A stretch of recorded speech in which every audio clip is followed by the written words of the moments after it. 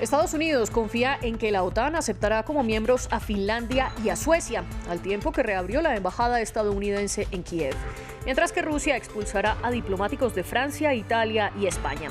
Tenemos información desde Madrid. El gigante del cemento en Francia, la compañía Lafarge, enfrentará cargos por complicidad con crímenes de lesa humanidad. Los jueces la acusan de enviarles 13 millones de euros para los yihadistas, a cambio de que les permitieran operar en Siria en medio de la guerra. Un homenaje a Tom Cruise y a la secuela de Top Gun. Durante 5 minutos lo aplaudieron en el Festival de Cannes, donde se estrena la segunda parte de la película de 1986. En la Riviera Francesa recordarán los logros cinematográficos del actor. Tenemos reporte desde allí. Bienvenidos a las noticias de France 24. Mi nombre es María Clara Calle y es un gusto estar con ustedes. El presidente estadounidense Joe Biden respaldó a Finlandia y a Suecia para convertirse en miembros de la OTAN y afirmó que confía en que su solicitud será aceptada, especialmente por Turquía, que ha sido el único de los países de la alianza militar que ha rechazado el ingreso de los países nórdicos. Mañana, Biden recibirá en Washington a su homólogo finlandés Sauli Niinisto y a la primera ministra sueca Magdalena Andersson. Esto para discutir sus solicitudes a la OTAN. Otra de las movidas diplomáticas ocurrió en Kiev. Después de casi 3 meses de haber cerrado, ahora la embajada estadounidense en Ucrania reabrió sus puertas. Mientras tanto, Rusia expulsó a diplomáticos de Francia, Italia y España, luego de que el mes pasado varios funcionarios rusos fueron sacados de dichos países europeos. Además, Occidente acusó a Rusia por la muerte de civiles en Bucha. Nuestra corresponsal en Madrid, Marina Colorado, nos cuenta más de la situación.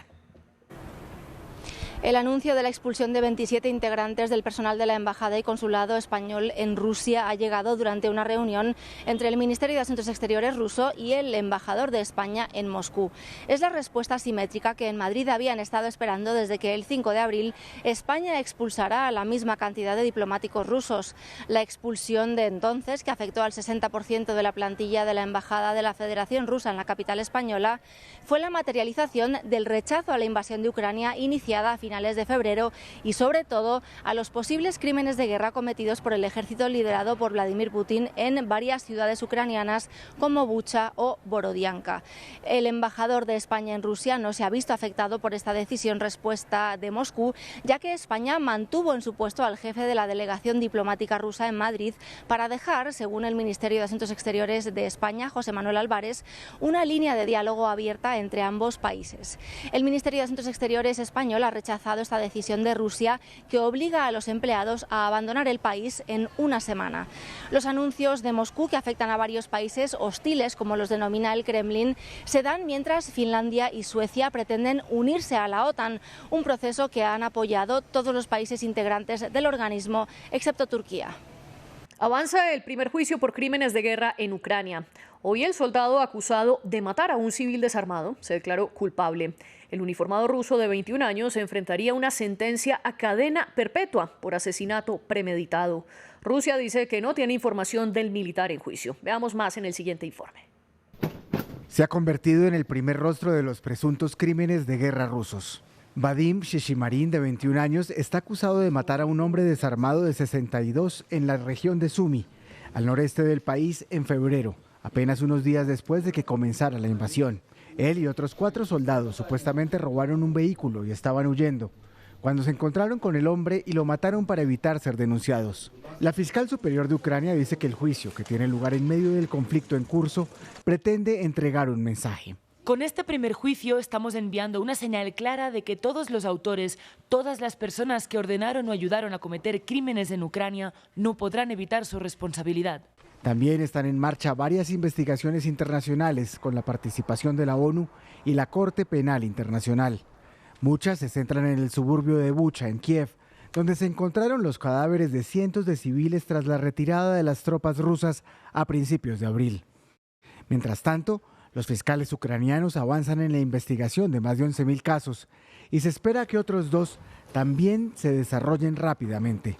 Un soldado ruso será juzgado en ausencia por violación y asesinato, mientras que el juicio contra 2 soldados acusados de disparar cohetes contra civiles en la región nororiental de Kharkiv comenzará el jueves.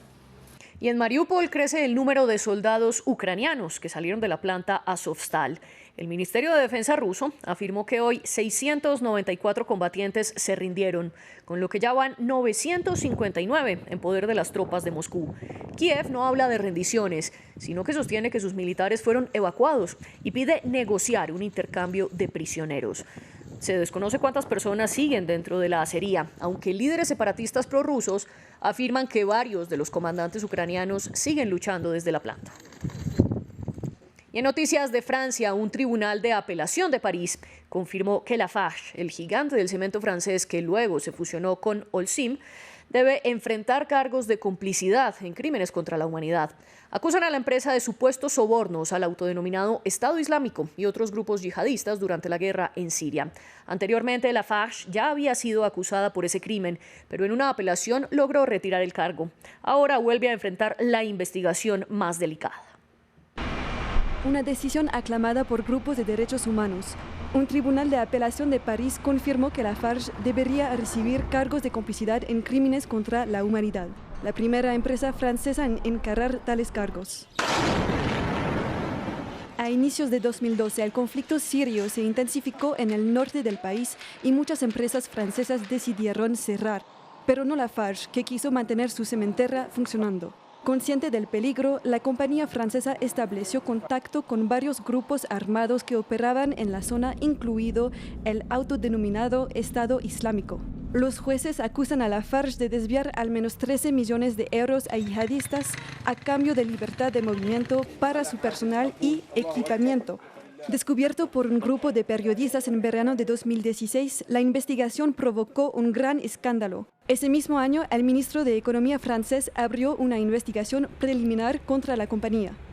En abril de 2017, el escándalo forzó la dimisión del director Eric Olson. 2 meses más tarde, el fiscal público de París comenzó una investigación por supuesta financiación del terrorismo. 8 ejecutivos fueron investigados. Un año más tarde, Lafarge fue imputada por múltiples cargos que incluyen complicidad con crímenes contra la humanidad, financiación de terrorismo, puesta en peligro de vidas de terceros y violación de un embargo comercial. La compañía apeló y ganó en parte. A finales de 2019, el Tribunal de Apelaciones de París abandonó el cargo de crímenes contra la humanidad, pero mantuvo los demás. La nulidad fue apelada a su vez por 2 ONGs. Lafarge admitió que pagó intermediarios para negociar con grupos armados, pero asegura que desconocía las conexiones de estos grupos con el terrorismo. En 2021, la Corte Suprema de Francia invalidó la decisión de cancelar los cargos de complicidad en crímenes contra la humanidad. Hoy ha resurgido el debate. Un tribunal de apelaciones de París confirmó que Lafarge debe enfrentar los cargos más graves. El gigante del cemento, que cambió su nombre a Holcim tras su fusión en 2015 con el grupo suizo, discute las acusaciones y se prepara para apelar el caso una vez más. Los y las jugadoras de las selecciones de fútbol de Estados Unidos se unieron y alcanzaron un acuerdo con su federación, la US Soccer. Ahora, tanto las mujeres como los hombres no solo tendrán el mismo salario, sino que además recibirán los mismos premios y bonificaciones. Así se da por terminada la demanda de 2016 por discriminación laboral que interpusieron algunas de las jugadoras. Ellas alegaban que a pesar de haber ganado mundiales y 4 medallas de oro olímpicas, les pagaban menos que a la selección masculina. Los pactos se extenderán hasta 2028. Y en América aumentaron un 27% los nuevos contagios por COVID-19 la semana pasada. Así lo reveló la Organización Panamericana de Salud. En el último mes, la pandemia se ha propagado de manera constante en el continente, por lo que las hospitalizaciones crecieron en 18 países y Centroamérica fue la región donde más incrementaron los casos, con un 80% más de positivos que en la medición anterior. Ante este panorama, la OPS alerta que la situación puede empeorar. La semana pasada, nuestra región registró más de 918,000 casos, lo cual representa un aumento del 27,2% en comparación con la semana anterior. Se registraron más de 3.500 muestras. Las hospitalizaciones por COVID-19 aumentaron en 18 países y las admisiones a unidades de cuidados intensivos aumentaron en 13 países y territorios. La Organización Meteorológica Mundial publicó un informe en el que advierte sobre el agravamiento de la crisis climática. Esta organización alertó en su informe de 2021 que los océanos alcanzaron máximos de calentamiento y acidificación. Asimismo, señaló que los niveles de dióxido de carbono y de metano en la atmósfera superaron los del año anterior. El reporte también acusa que los últimos 7 años han sido los más calurosos de los que se tiene constancia hasta ahora. Ante esto, también hoy se conoció que las muertes por el aire contaminado aumentaron un 7% entre 2015 y 2019, según reveló un estudio de la Alianza Global en Salud y Polución. Más detalles en el siguiente reporte. En los cielos de las grandes ciudades se ve el halo gris de la polución. La contaminación atmosférica causada por las actividades humanas es cada vez más perjudicial para la salud. Según un estudio publicado en la revista The Lancet Planetary Health, las muertes relacionadas a la contaminación del aire aumentaron un 7% entre 2015 y 2019, un fenómeno que causa la muerte de 9 millones de personas al año y que sigue estando poco identificado según los autores del estudio. La contaminación es un factor de riesgo de muerte, como muchos otros. Cuando se observa a qué contribuye la contaminación, se trata principalmente de enfermedades no transmisibles que figuran como causa real de muerte en el certificado de defunción. Casi nunca verás la contaminación como causa de muerte. Según el estudio, el 75% de estas muertes están causadas directamente por la contaminación atmosférica, pero las muertes por exposición a sustancias químicas y metales pesados también han aumentado un 66% desde el año 2000. Se trata de un fenómeno que afecta principalmente a los países pobres y en desarrollo. Cuando estos países se industrializan, se produce también un fenómeno de urbanización. Cada vez más personas se trasladan a las zonas donde hay contaminación y al mismo tiempo hay un envejecimiento de la población. Todas estas cosas se combinan y aumentan la carga de estas poblaciones. Chad, la República Centroafricana y Nigeria son algunos de los países que registran la mayor tasa de mortalidad por la contaminación atmosférica. Y pasamos a noticias del cine. En la jornada de hoy, el Festival de Cannes le rindió un homenaje al actor Tom Cruise y a la secuela de su histórica película Top Gun. Y es que en la Riviera Francesa se estrenó este miércoles el filme Top Gun Maverick, que se pospuso desde 2019 por la pandemia. El actor recibió una ovación de pie durante 5 minutos y además la Fuerza Aérea Francesa hizo un desfile en los cielos. María Carolina Piña, la enviada especial de RFI, nuestra cadena aliada, nos cuenta los detalles de la ceremonia de apertura. Glamour, zombies y la actualidad internacional se dieron cita en la inauguración del Festival de Cannes.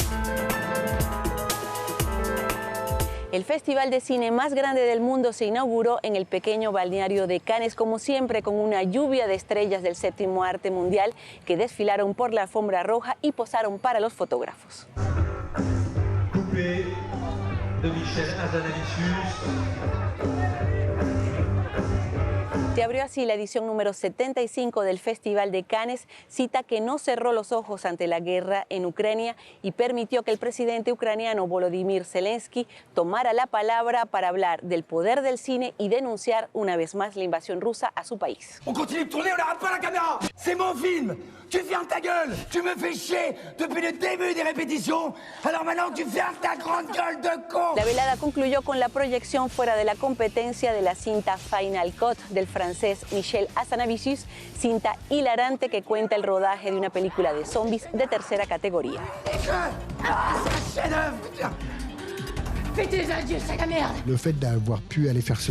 El hecho de haber filmado esta película luego de la pandemia y de reírnos como niños con escenas o chistes tontos, ligeros, nos permitió liberar toda esta tensión. Nos hizo mucho bien a todos y quizás la gente tiene sed de comedia. Estoy muy feliz de traer un poco de felicidad. Estamos viviendo momentos muy difíciles, pero no podemos dejar de reír. Final Cut es la versión francesa de una cinta japonesa de muertos vivientes, pero detrás de la profusión de sangre y de decapitaciones es también una carta de amor al cine y al caótico, complicado y apasionado oficio de hacer películas. Y con estas imágenes de Cannes nos despedimos por ahora, pero los invitamos a que sigan conectados con France 24 para más información.